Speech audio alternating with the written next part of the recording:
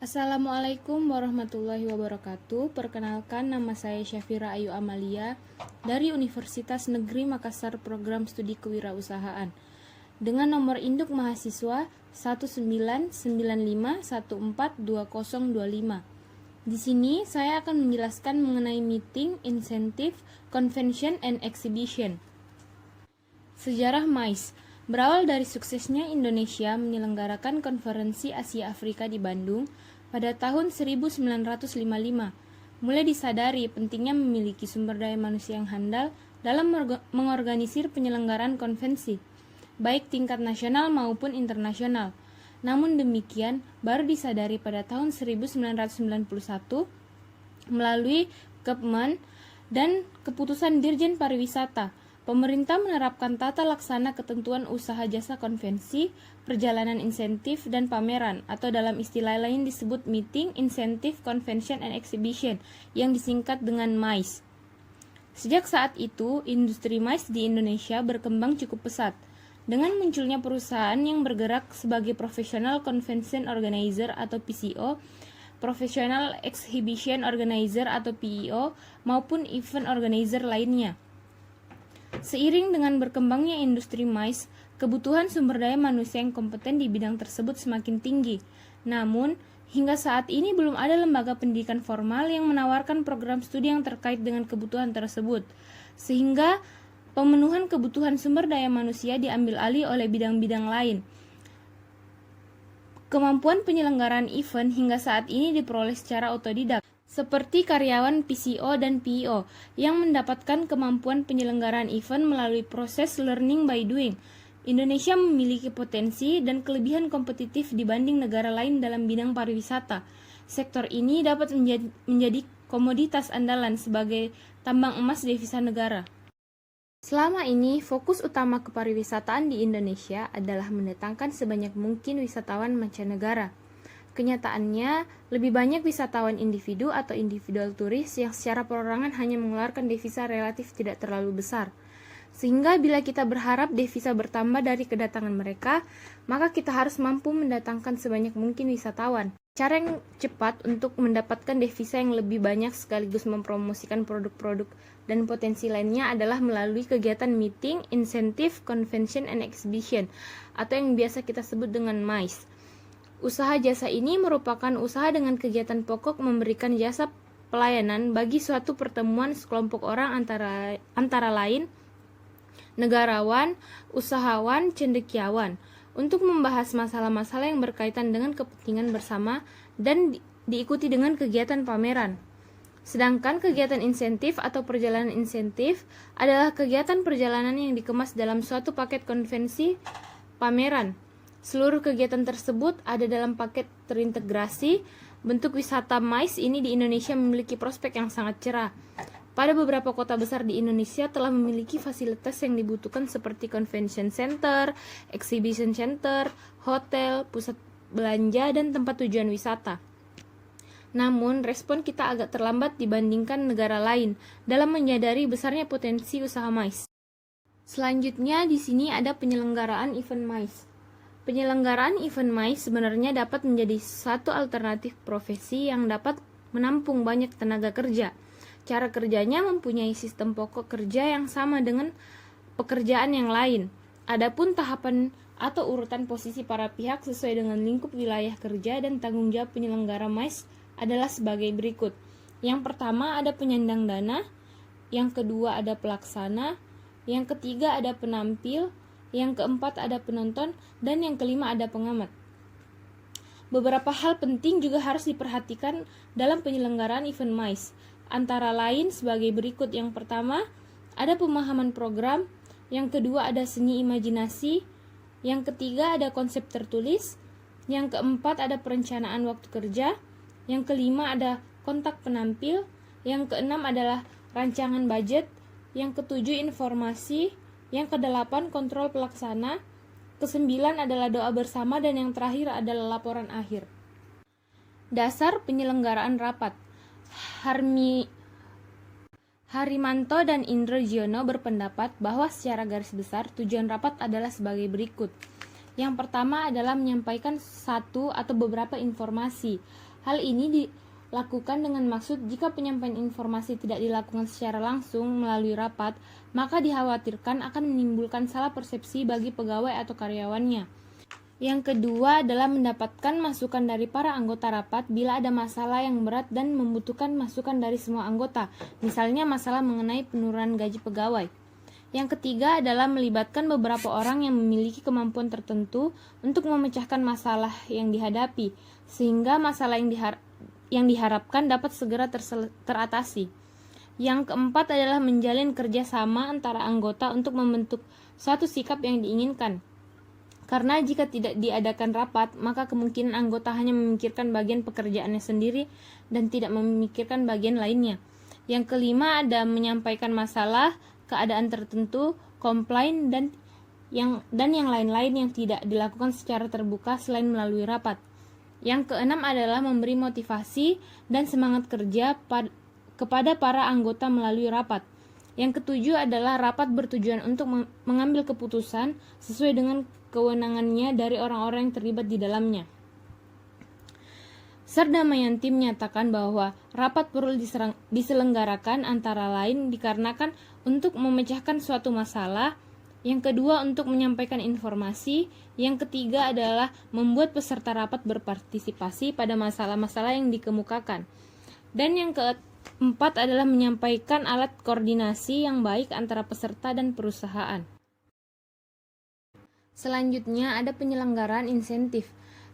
Kementerian Pariwisata menerbitkan pedoman destinasi penyelenggaraan pertemuan, perjalanan insentif, konvensi, dan pameran. Pedoman destinasi penyelenggaraan pertemuan, perjalanan insentif, konvensi, dan pameran ini dituangkan dalam sebuah peraturan menteri tentang pedoman destinasi penyelenggaraan pertemuan, perjalanan insentif, konvensi, dan pameran. Peraturan Menteri Pariwisata tentang pedoman destinasi penyelenggaraan penemuan perjalanan insentif, konvensi, dan pameran ditandatangani oleh Menpar Arief Yahya pada tanggal 9 Mei 2017 dan diundangkan dalam Berita Negara Republik Indonesia pada tahun 2017.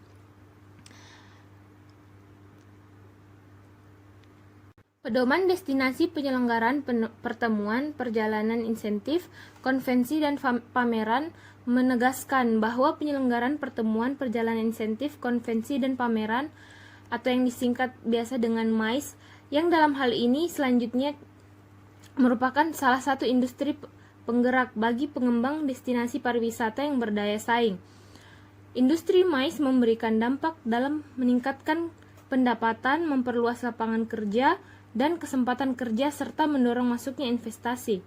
Di samping manfaat ekonomi, industri MICE juga menyediakan kesempatan untuk berbagi pengetahuan, menambah jaringan kerja atau network, dan penggerak utama pengembangan intelektual dan kerjasama regional.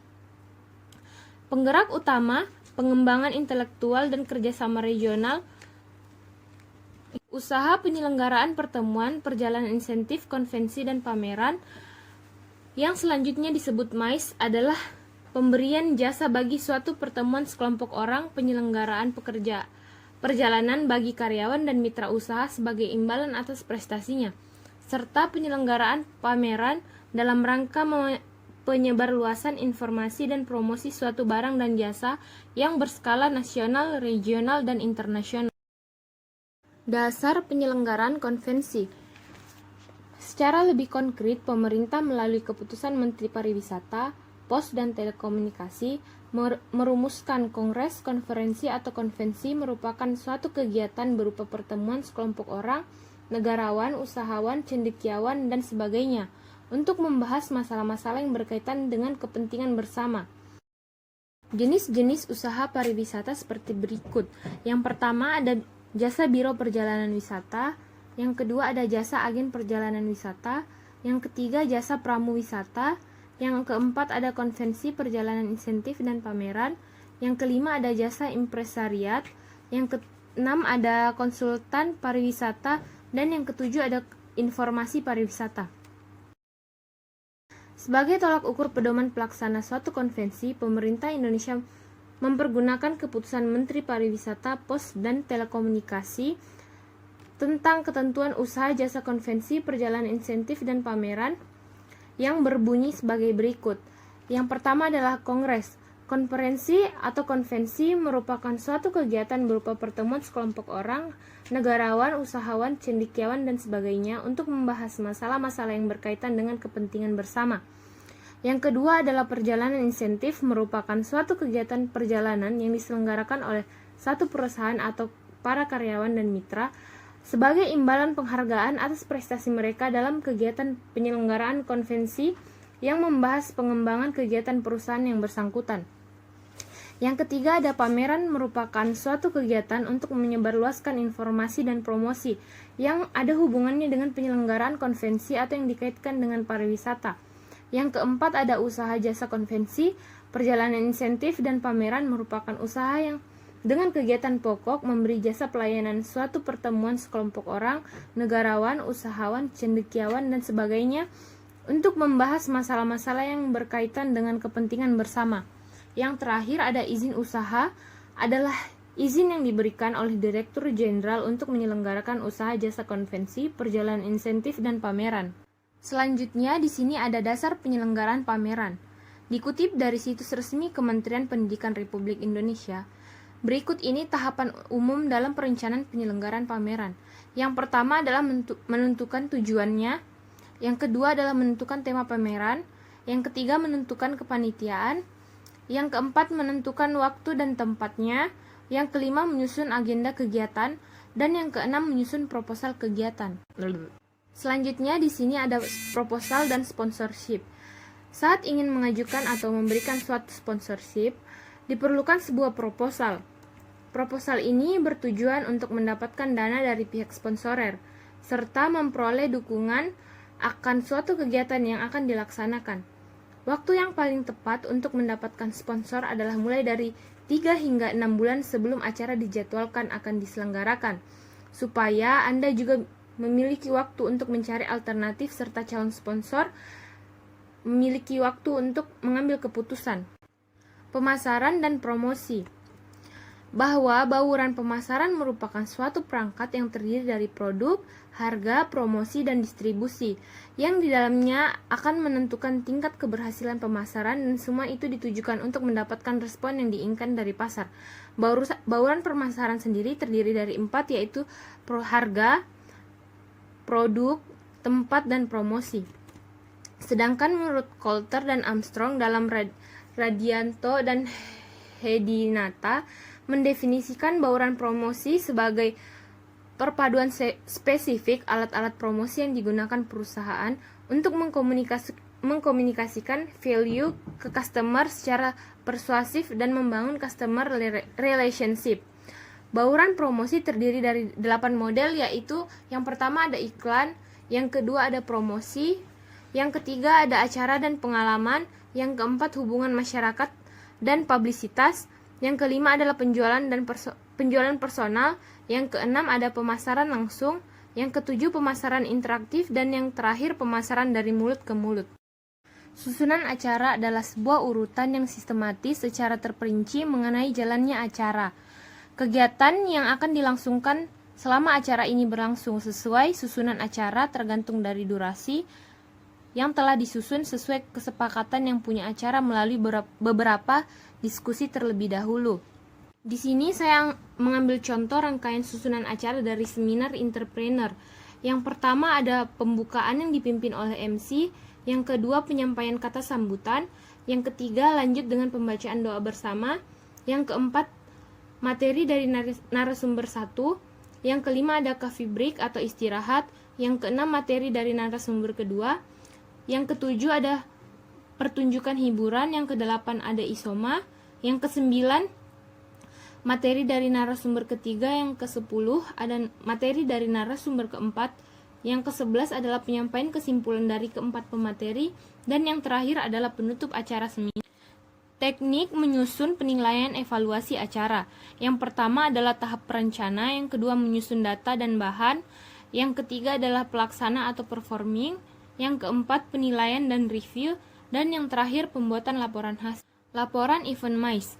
Hal yang harus diperhatikan dalam penulisan laporan adalah harus mampu mendengar dan membaca dengan baik yang terkait dengan perencanaan event dan penyelenggaraan event, mampu memilih setiap data yang penting-penting, serta mampu menuliskan dengan tepat dan benar data yang sudah dipilih, menguasai metode pencatatan angka dan kata yang penting, serta dapat mengantarkan pikiran-pikiran secara ringkas dan tepat dan mengetahui kebutuhan organisasi.